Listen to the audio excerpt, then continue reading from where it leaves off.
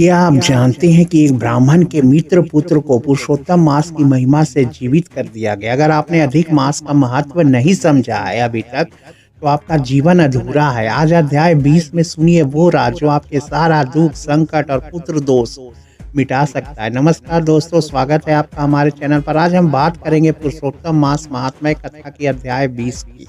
नारद जी ने भगवान नारायण से पूछा कि राजा धृढ़धन्या ने वाल्मीकि मुनि से क्या पूछा।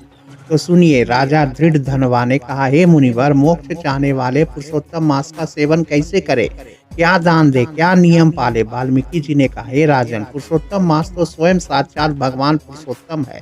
इस मास में किया गया थोड़ा सा भी पुण्य लाखों यज्ञों के बराबर है। पूर्व जन्म की कथा है। आप सुदेव नाम के ब्राह्मण थे, आपका कोई संतान नहीं थी। आपने पत्नी गौतमी के साथ ताम्रपर्णी नदी के किनारे कठोर तपस्या की। भगवान विष्णु प्रसन्न हुए और वरदान मिला, लेकिन असली चमत्कार तो पुरुषोत्तम मास में हुआ।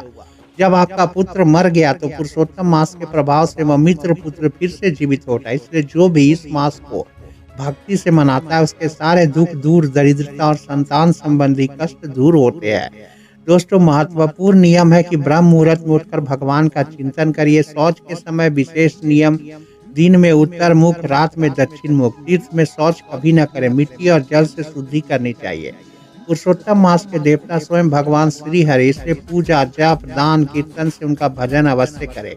दोस्तों, पुरुषोत्तम मास में एक छोटा सा कार्य भी भगवान को सीधे अर्पित होता है। जो इस मास को व्यर्थ गवा देता है वो जीवन भर पछताता। अगर आप चाहते हैं कि आपके घर में सुख, समृद्धि, संतान सुख और मोक्ष की प्राप्ति हो, तो अधिक मास का व्रत और पूजन जरूर करें और कमेंट में जय पुरुषोत्तम मास अवश्य लिखिए।